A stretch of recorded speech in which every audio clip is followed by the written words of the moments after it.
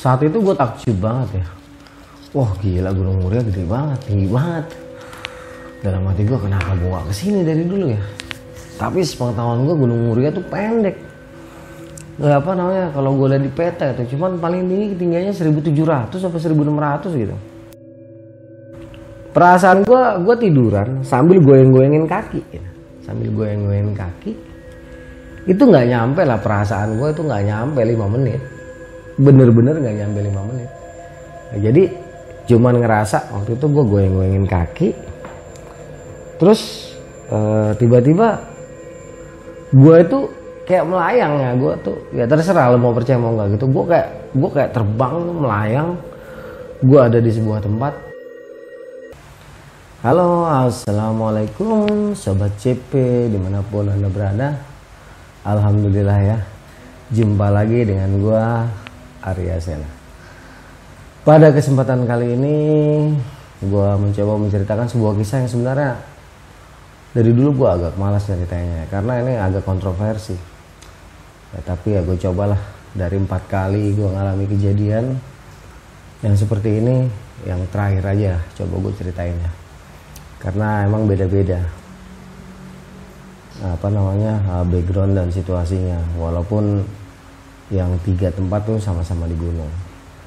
Jadi sebelum melanjutkan, teman-teman boleh percaya boleh enggak, sebab tidak semua hal yang kita percaya ya itu bisa dipercaya oleh orang lain. Tidak semua hal yang bisa kita lihat dan kita rasakan itu bisa dilihat dan dirasakan oleh orang lain, karena memang sejatinya setiap orang itu memiliki kisah dan pengalaman yang berbeda di dalam hakikat kehidupannya masing-masing. Oke teman-teman, kita mulai ya. Jadi ini memang agak sedikit aneh ya, karena masa sih sampai 4 kali ngalamin kayak gini ya. Orang-orang aja cuma 1 kali gitu. 2 kali paling banyak lah.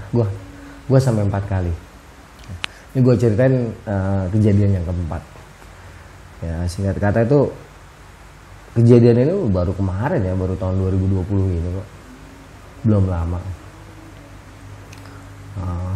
Sebenarnya tuh dari dulu almarhum nenek gue tuh udah sering banget bilang sama gue untuk main ke Demak. Udah sering banget bilang, tok main ke Demak sana, ke Masjid Demak gitu kan, atau ke makam Kanjeng Sunan Kalijaga gitu. Itu sejak gue bujang itu almarhum nenek gue sering banget ngomong kayak gitu. Apalagi waktu itu posisi gue lagi SMA, kuliah. Itu gue sering banget kelayapan ya, sering banget naik gunung ke daerah Jawa Timur, Jawa Tengah gitu. Nah, jadi nenek gue pesen, waktu itu sih belum ngomong kenapa gue harus ke Demak gitu kan. Karena di tahun-tahun sebelumnya, tahun 94 itu gue udah main ke Jogja. Udah ketemu lah sama beberapa orang di sana gitu, dianterin sama almarhum nenek gue. Tetapi amanat nenek gue untuk main ke Demak tuh sejak tahun 93 itu nggak pernah terlaksanakan sama gue, hingga suatu saat di tahun 2019 gue mengadakan open trip. Terus gue kenal salah seorang dari Kota Pati. Terus berapa kali gue melakukan pendakian bersama beliau ini, akhirnya gue ditawarin tuh untuk mendaki Gunung Muria. Itu pun nggak langsung ya, nggak ujuk-ujuk ya. Itu butuh waktu yang agak lama lah, sekitar 4 bulanan lah. Sejak pertama kali gue ditawarin, akhirnya gue tertarik juga untuk mendatangi Gunung Muria. Nggak kepikiran tuh kalau gue tuh bakal nginjek Demak, karena gue pikir Muria tuh nggak lewat Demak. Itu gue nggak tahu. Dah, kalau nggak salah waktu itu pertama kali ke sana gue masih Arfan ya. Si Arfan apa sama siapa ya? Ya kalau nggak salah sama Arfan. Gue sama Arfan ke sana. Oh enggak, gue sendiri kayaknya. Padahal baru, kenapa gue lupa ya? Oh ya, gue sendiri kayaknya. Sendiri. Itu gue langsung dari Jakarta itu ke Semarang. Dari Semarang tuh gue sambung lagi naik kalau di Jakarta Transjakarta, di sana Trans Semarang. Dari stasiun Tawang itu gue naik Trans Semarang 2 kali transit, lanjut lagi ke terminal Semarang. Terminalnya apa sih? Kita ke terminal Semarang, Terus dari terminal Semarang itu gue lanjut lagi naik bus jurusan Semarang Surabaya. Nah, nanti gue turunnya di kota Kudus. Saat itu udah, jadi ketika gue sampai Semarang itu udah agak sore ya, sekitar jam 3. Enggak, sekitar jam 4 lah, jam 4 sore. Dan gue mulai naik bis menuju ke Kudus itu sekitar jam 5-an ya, di saat kota Semarang tuh lagi macet-macetnya. Tambah lagi nanti di daerah Demak itu, macet parah ya. Dan gue inget itu pertama kali gue melihat kota Demak. Sempet lah gue waktu itu terbayang apa yang menjadi pesan dari almarhum nenek gue untuk mampir ke Masjid Demak ataupun ke Kadilangu. Tapi pada waktu itu belum sempet ya. Lepas dari kemacetan kota Demak itu udah mulai, cuaca udah mulai gelap ya, tapi masih terang ya, masih sekitar mungkin jam 5:30 lah atau jam 6 kurang, posisinya mungkin belum maghrib. Di sini ada keanehan nih ya, teman-teman boleh percaya boleh enggak, ada keanehan dimana di sebelah kanan jalan itu gue melihat penampakan gunung yang besar, tinggi besar, dia berwarna hijau kebiruan, terus seperti ada putih-putih di atasnya tuh seperti salju. Ya buat terserah mau dibilang ngarang kayak apa terserah. Ini yang gue saksikan, yang gue lihat, dan gue berani bersaksi atau bersumpah demi apapun juga, gue ngeliat itu. Karena waktu itu gue baru pertama kali ya menginjakan kaki atau melewati areal tersebut, gue bingung gitu loh. Gue bilang, ternyata di sini ada gunung gede ya, gue bilang itu, ada gunung yang besar tinggi, gunung apa, gue bilang gitu. Apa ini yang namanya Gunung Muria gitu. Waktu itu gue bertanya-tanya, Pak, iya ini yang namanya Gunung Muria gitu. Gue diem aja. Itu gunung masalahnya jelas banget di sebelah kanan jalan ya. Mulai lepas dari Demak sampai ke Kudus nanti, penampakannya itu nggak berhenti tuh, tinggi banget. Sampai gue terpesona banget waktu itu ya. Sampai gue terpesona, aku terpesona, ya bukan gitu juga sih. Pokoknya gue sampai nggak percaya lah kalau di daerah itu tuh ada gunung yang menjulang tinggi. Tinggi itu hitungannya. Sempat terkilas sama gue yang besar seperti itu tuh, gue melihat itu Argopuro, dia panjang kan melintang. Mulai ketika gue waktu itu pulang dari Jawa Timur, turun dari Argopuro. Ketika kita melintasi Jember atau Probolinggo, gue lupa lah, itu kelihatan di satu titik Gunung Argopuro kan kelihatan ya, panjang dan besar ya. Nah itu panjangnya Argopuro kalah, besarnya Argopuro kalah, kelihatan. Ini tinggi, lebih tinggi dari Argopuro dan lebih besar, bener-bener menjulang ke atas langit. Fenomena ini gue tahan terus tuh. Gue sambil nengok, gue sambil selawatan ya. Selawatan gue nengok, gunung apaan tinggi banget ya? Masa iya Gunung Muria? Gue bilang kayak gitu dalam hati. Saat itu gue takjub banget ya. Wah gila, Gunung Muria gede banget, tinggi banget. Dalam hati gue, kenapa gue gak kesini dari dulu ya? Tapi sepengetahuan gue Gunung Muria tuh pendek. Kalau gue lihat di peta itu cuman paling tinggi ketinggiannya 1700 sampai 1600 gitu. Agak sanksi kan gue. Lama-lama banyak timbul pertanyaan di dalam diri gue. Kebetulan kan gue duduk di pojokan. Nah, tadinya kan bertiga gitu. Terus ada yang turun tuh, udah nggak tahu di daerah mananya. Menjelang Kudus ada satu ibu-ibu lah di samping gue, dia berseragam, kayaknya sih pegawai negeri kayaknya. Karena rasa penasaran gue tuh betul-betul tinggi, akhirnya gue tanya, Bu, maaf Bu, saya numpang tanya. Gue bilang kayak gitu. Itu gunung apa ya Bu? Gue bilang kayak gitu. Kok ada gunung tinggi banget? Nah ibu-ibu itu kayak bingung lihat gue. Dia ngeliatin gue, dia senyum, terus nggak lama dia pindah tempat duduk. Dikira orang gila kali gue ya. Nah waktu itu gue agak kaget lah, kok gue tanya begini ya. Ah udahlah, gue diem aja, gue juga nggak kenal sama dia. Itu terus gue perhatiin gunung itu sampai akhirnya gelap datang sempurna. Ya, itu gunung tetap kelihatan ininya, namanya deket kan, tetap kelihatan bayangannya kan gede gitu kan. Masuk kota Kudus itu sekitar jam berapa? 6:30 lah. Masuk kota Kudus setengah 7 sampai terminal. Nah, kan itu belok ya, belok ke kiri, terus masuk ke dalam terminal kan. Udah gue cari-cari gunung itu gak kelihatan. Wah, gue bilang kemana itu gunungnya? Udah, gue cari musola ada di belakang terminal Kudus. Gue sholat, tek, tiba-tiba di depan gue juga. Ketika waktu itu kan hujan posisinya, hujan, angin. Nah, ketika gue habis sholat maghrib, gue duduk di salah satu bagian terminal yang menghadap ke arah mana gue nggak tahu lah. Tiba-tiba ada petir orang jegar. Nah itu sekilas di depan gue kelihatan gunung gitu, jajaran pegunungan gitu, tapi kecil, nggak setinggi apa yang gue lihat gitu, tapi bentuknya hampir sama. Ini versi miniaturnya lah. Bentuknya tuh hampir sama dengan gunung yang gue lihat dari belakang terminal Kudus. Gue sampai kaget, wah itu gunungnya kok bentuknya sama tapi kok dia lebih kecil gitu. Wah berarti banyak gunung di sini nih, ada yang tinggi, ada yang pendek. Wah keren, mantep lah, nggak sia-sia gue datang kemari gitu kan kira-kira. Udahlah kurang lebih setengah jam di situ. Terus gue kabarin teman gue yang ada di Kota Pati, gue kabarin lah si Ros sama si Nina, itu gue kabarin bahwa posisi gue udah sampai Kudus.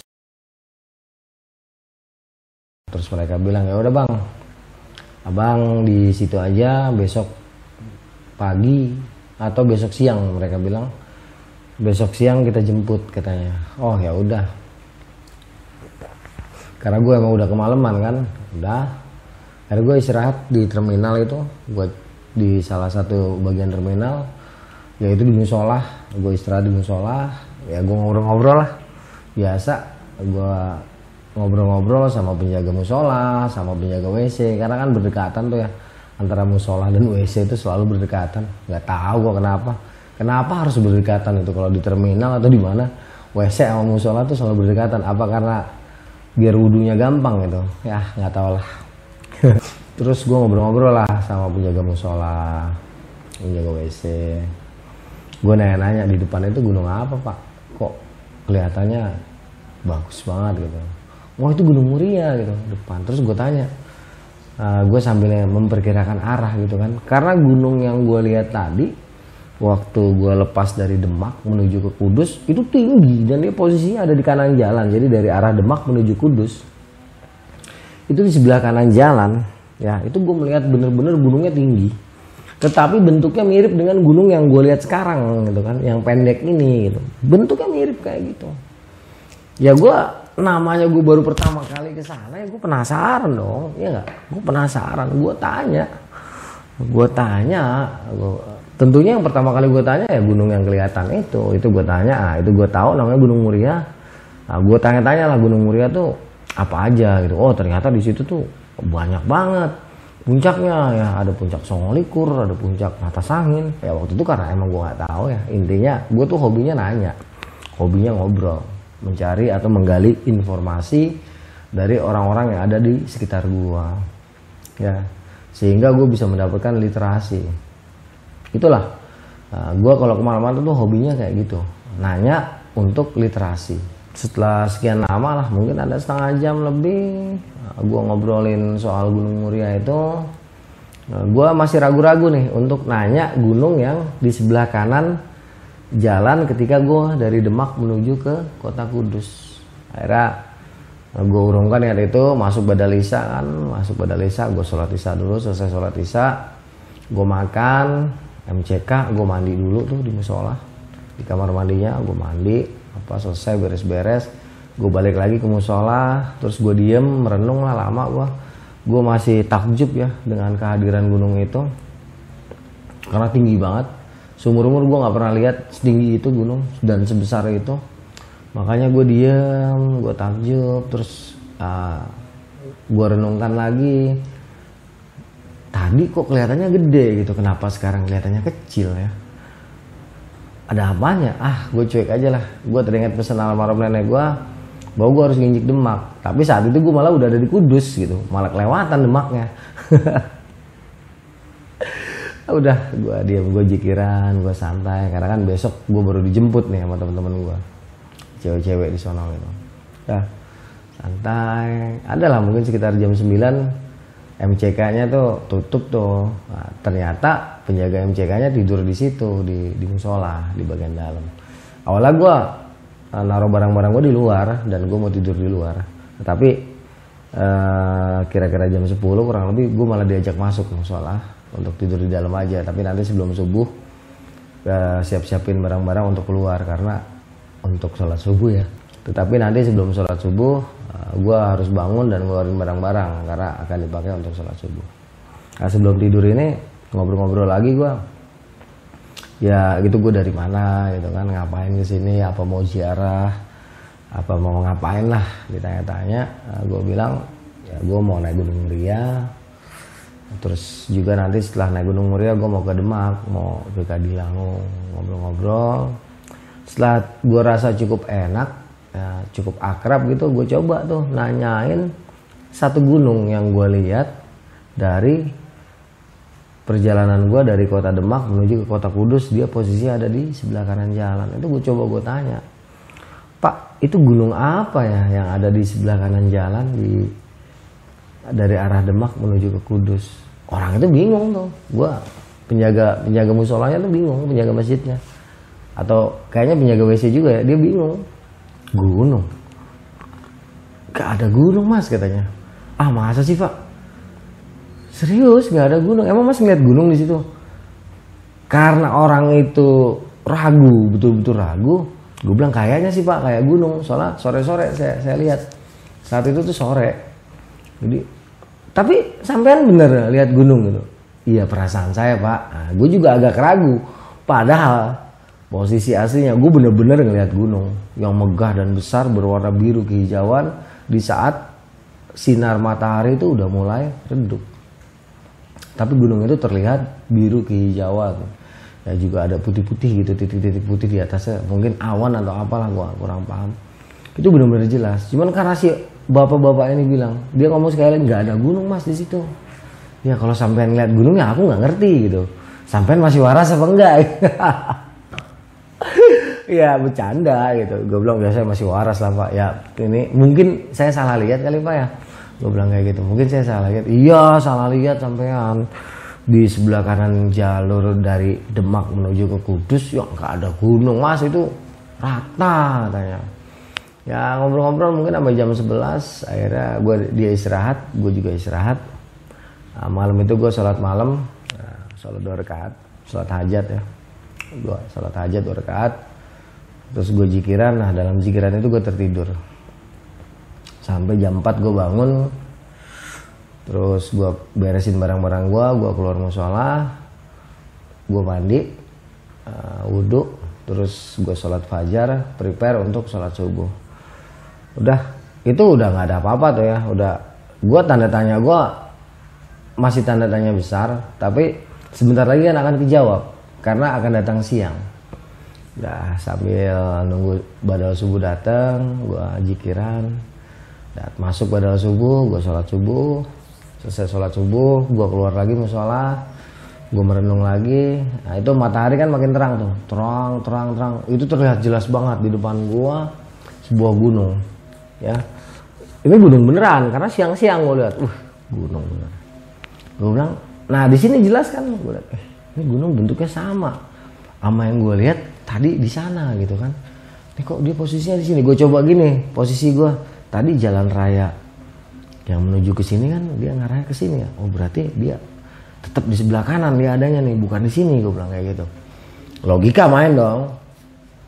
Gue berdiri, gue keluar terminal tuh, jalan gue titipin barang, gue keluar terminal ke arah jalan besar. Di depan terminal Kudus itu ngarahnya kan sama ya. Di sebelah kanan itu emang kosong melompong, gak ada gunung. Tetapi di sebelah kiri gue lihat memang ada gunung. Nah itu memang Gunung Muria. Tanda tanya ini masih gue simpan. Kok dia adanya di sana ya? Apa bias cahaya saat sore-sore itu gitu? Apa ada sesuatu? Gue kurang paham. Tapi gue akan memastikan nanti setelah gue berjumpa dengan rekan-rekan gue yang 2 orang, si Ros sama si Nina, siang-siang nanti ya. Ya udah, gue simpan semua keraguan gue nggak angkat lagi. Gue lebih baik bersosialisasi aja dulu sama orang-orang sekitar gitu. Gue jalan-jalan tuh pagi-pagi tuh mulai dari 5:30 Sampai jam berapa lah, sampai jam 7 lah gue muter-muter tuh Terminal Kudus ya, jalan ke arah sawah-sawah tuh, rawa-rawa ya, bukan sawah, rawa-rawa. Itu gue jalan-jalan sampai sekitar jam 7-an lah, sampai sekitar jam 7-an. Terus gue balik lagi ke terminal. Itu warung belum pada buka kan, warung terminal. Akhirnya gue ke musola lagi, nongkrong di musola, nemenin tukang WC, ngobrol-ngobrol. Dia tanya kan, bener nggak mas ada gunung di sebelah sana? Nggak ada pak ya. Tuh berarti emang nggak ada gunung, berarti sampean nggak lihat gunung katanya. Tapi mungkin sampean lagi halusinasi kali katanya. Oh iya pak, iya nggak ada gunung, saya salah kali ya, mungkin sebelah sini lah. Intinya kita ngobrol-ngobrol kayak gitu. Padahal gue berani sumpah atas nama apapun, di saat pertama kali gue melintas Demak Kudus, demi Allah lillahi ta'ala ya, gue ngeliat di sebelah kanan gue itu benar-benar penampakan gunung yang besar berwarna biru kehijauan. Gunung yang sangat megah. Dan setelah gue melihat Muria, memang bentuknya mirip Gunung Muria, tetapi jauh lebih tinggi dan jauh lebih besar, jauh lebih megah daripada Gunung Muria. Untuk menghindari kontroversi ataupun perdebatan, ataupun gue dianggap sebagai orang yang gak waras, seperti sekarang ini, anggap aja gue gak waras ya, bodo amat lah. Gue akhirnya diem tuh, nggak mau berdebat lah dengan bapak penjaga WC itu ya. Udah. Nah, sampai siang lah, itu sekitar jam 8, bukan siang, waktu terus naik kan, jam 8, jam 9 tuh warung pada buka, gue langsung sarapan dulu. Wah perut gue udah lapar banget. Sarapan, nah gue nongkrong di warung tuh, ngobrol-ngobrol sama ibu warungnya, sama bapak warungnya. Apaan aja gue obrolin, nggak jauh-jauh lah obrolannya tuh. Gue ditanya dari mana, mau ngapain. Intinya ya gue sautin, gue dari Jakarta mau ke Gunung Muria, mau ziarah. Enggak, mau naik Gunung Muria, karena gue udah tahu ternyata makam Kanjeng Sunan Muria itu posisinya Kanjeng Sunan yang ada di tengah kota tuh Kanjeng Sunan Kudus ya. Jadi gue dipikirnya tuh mau ke makam Kanjeng Sunan Kudus ya. Gue bilang enggak, gue mau ke Gunung Muria. Gue pikir tuh makam Sunan Gunung Muria ada di puncak gunung, nggak taunya ada di kaki gunung ya. Jadi makam Kanjeng Sunan Muria tuh adanya di kaki Gunung Muria, bukan di puncak Gunung Muria. Nah, dapatlah gue literasi baru di situ, ngobrol-ngobrol. Nah lepas zuhur baru gue dijemput nih sama dua rekan gue dengan dua motor kan, dengan dua sepeda motor. Telepon, gue bilang posisi gue di terminal belakang. Nggak lama mereka sampai, dah gue siap-siap. Terus mereka boncengan berdua, gue sendiri bawa motor. Udah gue ngikutin tuh, si Nina masih Ros di depan, gue ngikutin tuh kota Kudus kan. Wah keluar terminal, terus lampu merah, terus ngikutin apa, ada Ramayana apa tuh, terus ketemu semacam alun-alun, terus belok kiri, jalan. Nah gue lupa lah, nggak begitu inget. Kira-kira sejam kemudian itu terus ya jalannya naik. Nah ketemulah kita areal, ketemu makam ya, areal makam Sunan Gunung Muria. Dia posisinya ada di sebelah kiri, terus sebelah kanan tuh parkirannya. Nah kita itu belok ke kanan, turun, terus lurus apa gimana gue lupa. Naik, jalanannya kecil, parah jalanannya itu, nanjak ke parah, ngelewatin kebun-kebun, terus naik lagi, terus ada air terjun apa gitu. Gue lihat di sebelah kiri, terus masih hutan tuh, masuk gapura, naik sedikit, jedur, sampailah kita di daerah apa, Rejenu apa nggak salah. Itu banyak warung-warung di situ. Kita parkir motor. Terus makan dulu, itu udah sekitar jam 2-an ya, udah sekitar jam 2 malam. Udah sekitar jam 2 siang. Nah, di sini gue istirahat dulu, makan, ngopi, pokoknya nyantai dulu lah. Udah, gue simpen tuh tentang gunung yang ada di sebelah kanan di Kota Demak itu gue simpen dulu. Pertanyaan itu gue nggak langsung tanyain. Selesai makan kira-kira jam 3, prepare lah kita untuk melakukan pendakian ke Gunung Muria. Nah, di situ gue ingat ada musola, terus ada sumber air 3 rasa kalau nggak salah ya, 1, 2, 3. Nanti kita lewatin itu, terus ke atas lagi ada sumber air 5 rasa atau gimana. Nah di bawah situ juga nanti ada makamnya Syekh siapa gitu. makam atau petilisan gue nggak tahu. Nah, kita mulai naik tuh masuk hutan bambu, jalannya langsung terjal, wih mantep, terjal dan licin. Hutan bambu tuh naik santai, lepas hutan bambu kita akan ketemu makam di sebelah kanan. Gue kaget, udah makam mulu nih, makam siapa gue nggak tahu. Naik lagi kita akan ketemu makam di sebelah kiri. Nah di sini gue agak inget, kalau nggak salah namanya Retno Dumilah ya makamnya, karena gue nggak asing dengan nama Retno Dumilah tuh, gue nggak asing. Dah terus jalan kira-kira setengah jam kemudian, itu parah banget jalannya, terjal berakar-akar ya. Kira-kira setengah jam kemudian sampailah gue ke lokasi yang agak terbuka, dan di situ ada semacam kayak makam tapi bukan makam, itu cukup besar. Nah di sini dikenal dengan nama Petilisan Syekh Subakir. Itu udah jam 4 kurang lah. Nah begitu sampai sini gue interest banget nih, gue tanya kan, ke atas masih jauh nggak? Enggak bang, deket ya, kata itu cewek-cewek dua. Cuman tempat ini memiliki magnet yang luar biasa buat gue pada saat itu. Terus gue bilang di sini aja lah, gue bilang ngebase-nya. Wah jangan bang, di puncak aja bagus. Gue bilang enggak, gue nggak mau, gue bilang kayak gitu. Nggak lama gue langsung ke petilasan makam Syekh Subakir. Terus gue diam di situ, gue doa. Nggak tau lah berapa lama, selesai itu udah matahari itu udah agak redup ya, mungkin udah 5:30. Gue belum sholat waktu itu, belum kepikiran ya. Lupa malah bisa dikatakan tuh, lupa.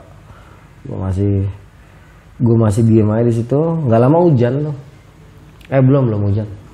Nggak lama masuk badal maghrib, gue langsung sholat maghrib kan. Gue sholat maghrib, selesai sholat maghrib gue zikiran tuh, nggak lama hujan terus.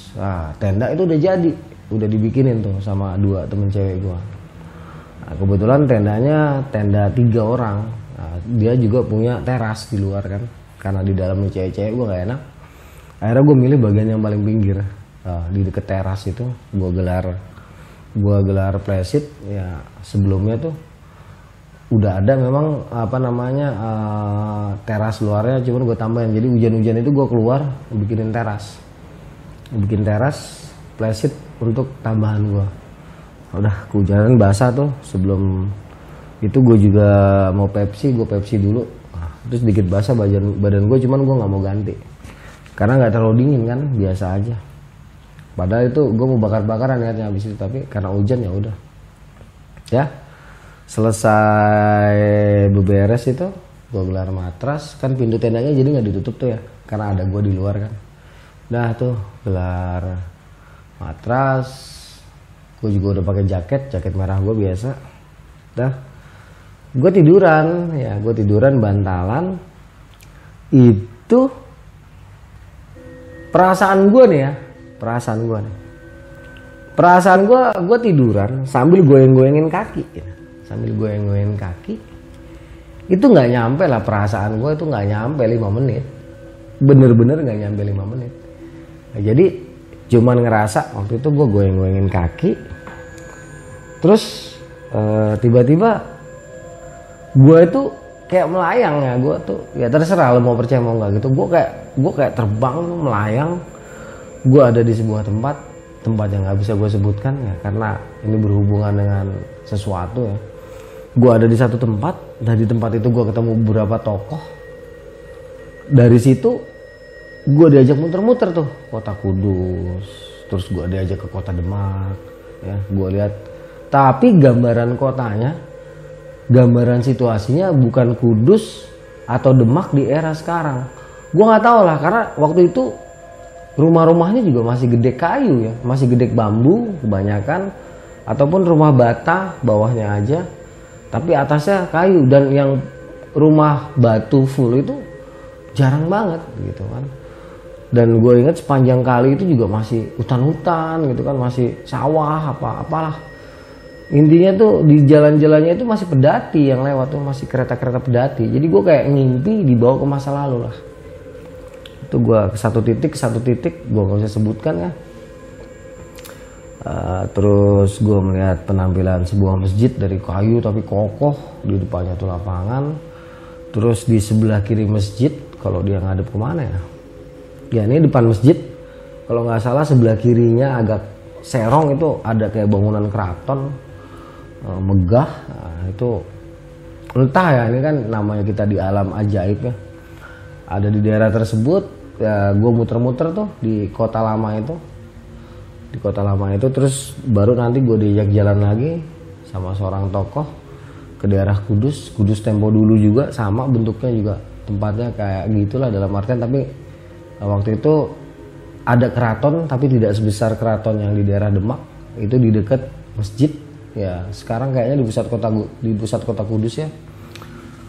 Tuh di situ terus diajak jalan lagi ke arah Rembang sana. Putar-putar pinggiran laut itu ketemu lagi beberapa orang yang gua nggak kenal lah, tapi wajahnya bercahaya. Balik lagi ke tempat semula. Gue bertemu, gue melihat satu butir tasbih ada di tempat tersebut tertinggal, dan butiran tasbih itu menyala dan memberikan energi yang luar biasa untuk daerah sekitarnya. Gue nggak bisa sebut di sebelah mananya. Gue ngeliat butiran tasbih itu nyala terus, peninggalan dari seorang tokoh ya. Udah, gue diem lagi. Terus abis itu gue dibawa tuh melayang di atas hutan ya. Ini dalam yang gue bilang tadi tuh, kayak orang mimpi tadi ya. Gue melayang ke atas hutan, gue turun ke lembah-lembah itu, gue ngikutin aliran air di tengah hutan itu. Terus ada beberapa tempat yang tersembunyi ya, di situ terlihat seperti ada keris sama tombak. Terus gue diajak lagi ke puncak gunung. Di atas puncak gunung tuh kayak ada batu-batu sama tugu gitu ya. Gue naik ke situ, dan di situ gue ketemulah beberapa orang lagi tokoh, diajak ngobrol, wah ketawa-tawa lah. Tetapi nggak ada tuh mereka ngomong kayak gue gini, gitu, nggak ada. Cuman perasaan gue aja, mereka tuh ketawa-tawa, seneng, wah, pokoknya ada kata-kata yang mengatakan, wah ini anak nakal kesini juga gitu ya. Ini perasaan lagi mimpi, wah itu diajak keliling, terus diajak ke itu, gue diajak keliling di Gunung Muria itu. Dan suatu saat nanti akan gue buktikan setelah gue mendaki ke 7 atau 8 puncak Muria itu, gue bilang lah gue udah pernah kesini semua gitu kan.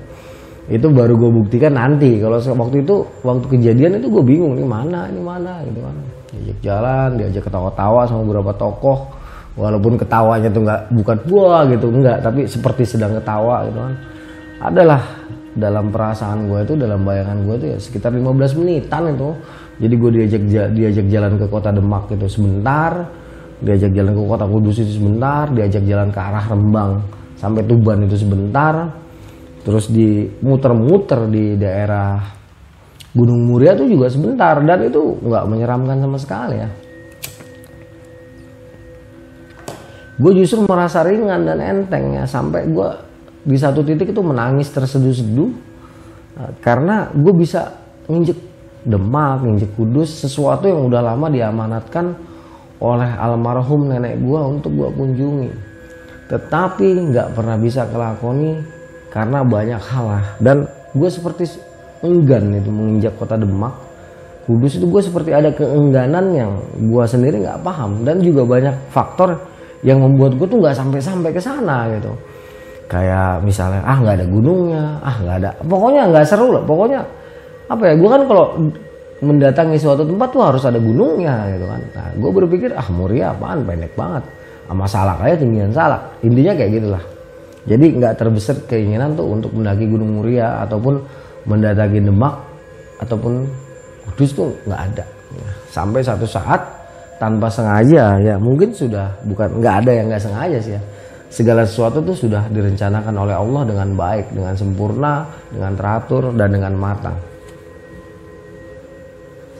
Sampai akhirnya di tahun itulah gue bisa menginjakan kaki gue di kota Kudus sebelum nanti gue berangkat ke kota Demak. Itu gue seneng banget, gue sampai nangis ya. Sehingga setelah gue diajak muter-muter gunung itu ya, beberapa puncak gunung gue diajak putar-putar itu keliling sama alap-alap ya, gue inget banget. gue tuh keliling itu ditemenin alap-alap ya. Apa gue naik alap-alap gue nggak tahu. Intinya tuh ini kan dunia yang ya namanya orang ngimpi ya atau orang pingsan ya. Pokoknya perasaan gue tuh gue sebelum gue ngalamin situasi ini tuh gue goyang-goyangin kaki, megang kepala gini. Tiba-tiba gue udah begitu aja kan. Udah begitu aja. Udah. Jadi saat ini gue ngerasa tuh gue ditemenin alap-alap. Alap-alap itu banyak, ada 3 atau 4 lah alap-alap itu, sekitar ya 3 atau 4 alap-alap tuh ngelilingin gue. Dan gue kayaknya bersama salah seorang tokoh itu ada di salah satu alap-alap. Kita terbang keliling-keliling itu ya, keliling-keliling gunung itu, putar hingga gue tiba di satu titik. Itu ada batu, beberapa kumpulan batu. Gue duduk di situ dan gue di situ dapat nasihat, dapat petuah lah. Gue nggak bisa ceritakan ya, mohon maaf. Dapat petuah, beberapa petuah. Selesai ngasih petuah itu, terus gue diajak balik lagi ke arah tenda gue. Itu jelas jalannya tuh. Gue sampai terasa banget kayak nabrak pohon. Apa terasa banget, duk gitu kan. Gue jalan. Terus sampai di petilasan Syekh Subakir. Nah di situ udah kumpul beberapa tokoh. Di situ nggak ada apa-apa lah, cuma ngobrol, diem, kita bersukacita. Yang gue inget kita berselawat sama-sama, itu cukup lama kita berselawat. Terus kita baca suratul Fatihah bersama-sama, mengirimkan doa untuk para anbiya, para aulia, untuk diri gue sendiri gitu kan. Setelah itu mereka mengucapkan salam perpisahan sama gue. Udah, taruh kata bahasanya tuh yang gue inget, ya udah ya le gitu, kita pamit dulu gitu. Dah, terus mereka satu persatu menghilang. Baru tuh gue tiba-tiba kayak jatuh ya, kayak jatuh dari satu tempat dengan cepat. Gue sampai gitu kan. Begitu masuk, begitu gue jatuh, bruk, gue tuh langsung bangun, kaget kan gue. Allahu Akbar, dan gue ngerasa dingin yang luar biasa dingin. Dan ini sama ya, karena sebelumnya gue udah 3 kali ngalamin kayak gini. Itu percis sama, gue ngerasa kedinginan banget. Nah, yang gue heran ya, di awal-awal ini menurut pengakuan si Ros sama si Nina ya, gue sih nggak begitu tahu.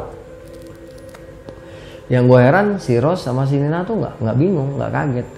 Bahkan si Ros malah ngomong, si Nina kan nanya, loh Bang Anto kok diem aja tuh gitu. Ini versi mereka ya. Mak, itu kok Bang Anto diem aja? Udah nggak apa-apa, dia lagi lagi jalan-jalan, kata si Ros gitu. Ini pengakuan mereka ya. Terus si Nina kan penasaran, cek mak, kan nggak ada itu, nanti siapa tahu kenapa-napa lagi, kok kaku banget gitu kan. Cek sama si Ros itu, dicek ini nadi gua dicek, nggak ada.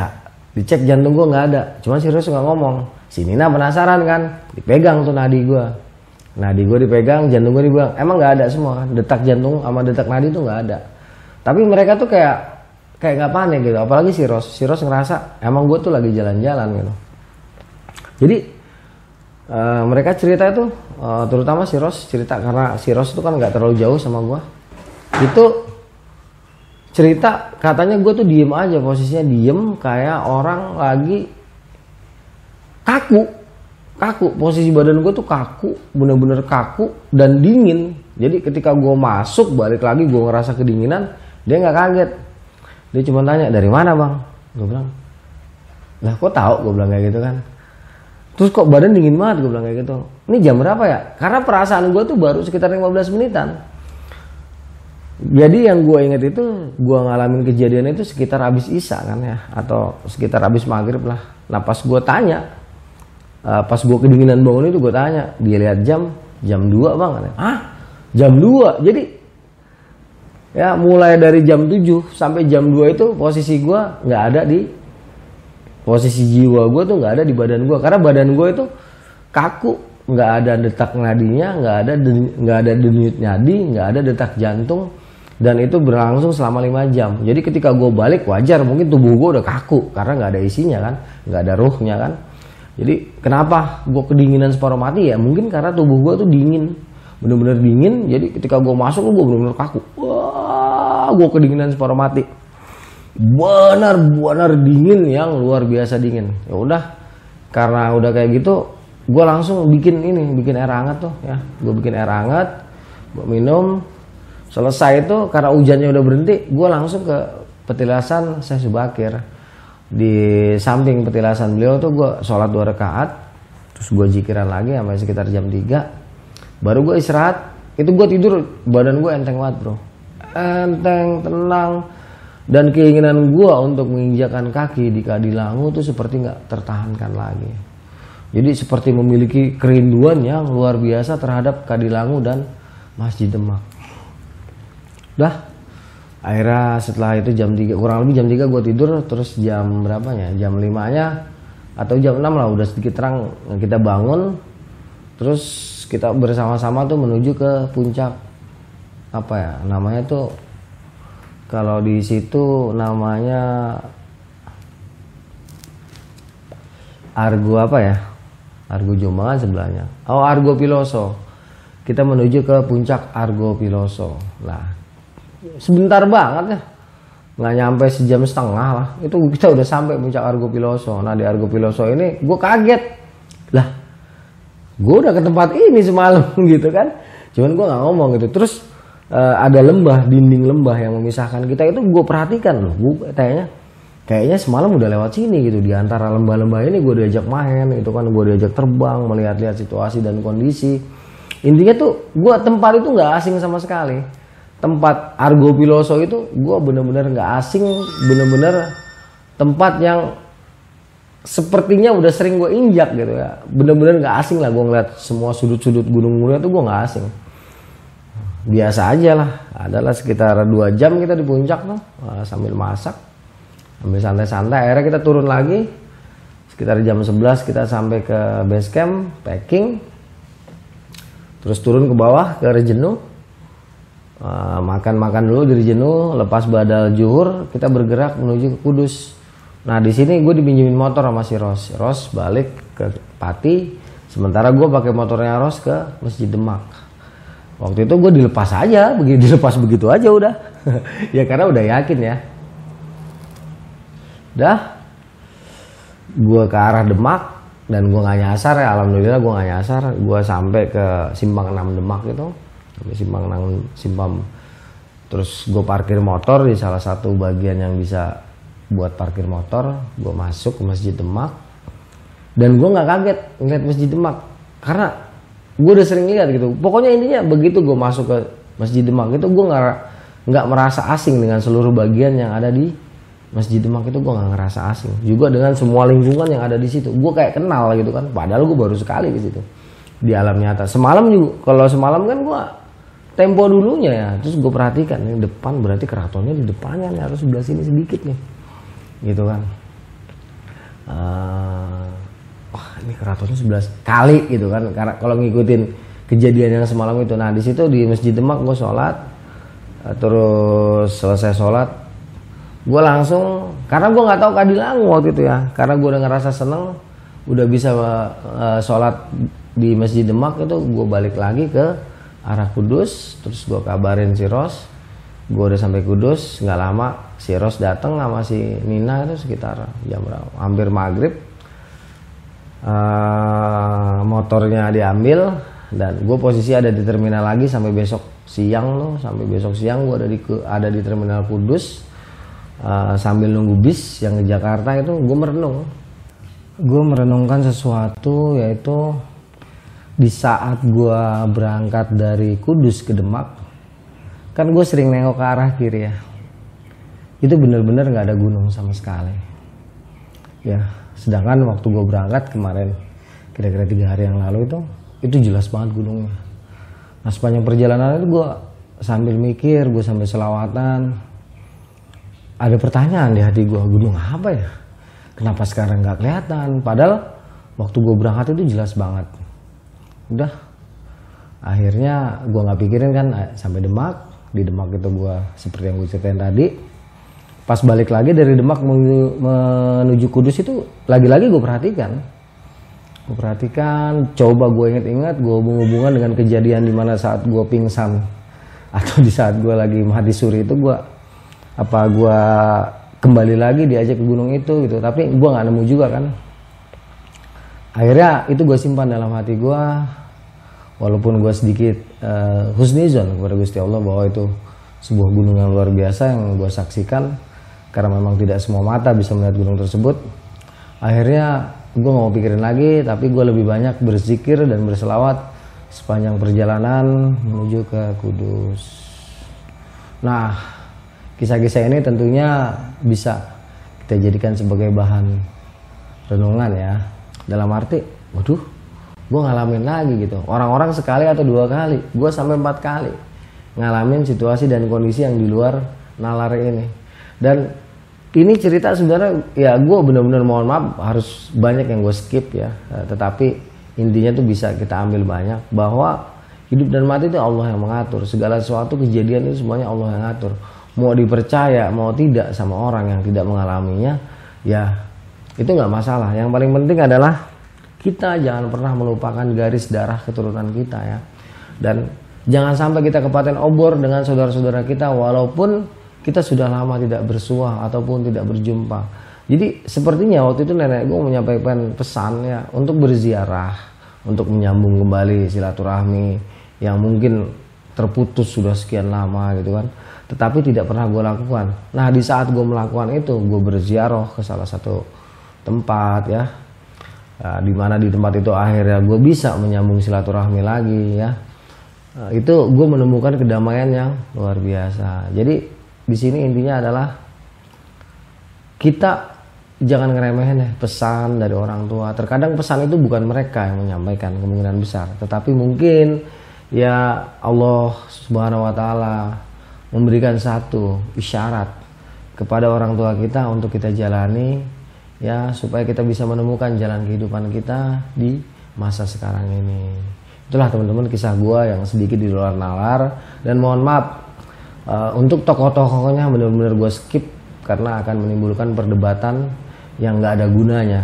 Gua paling nggak suka yang namanya berdebat, itu gue paling anti yang namanya perdebatan. Teman-teman, itulah kisah gue pertama kali menginjakan kaki di Gunung Muria, dan di sana gue mengalami kejadian mati suri untuk keempat kalinya.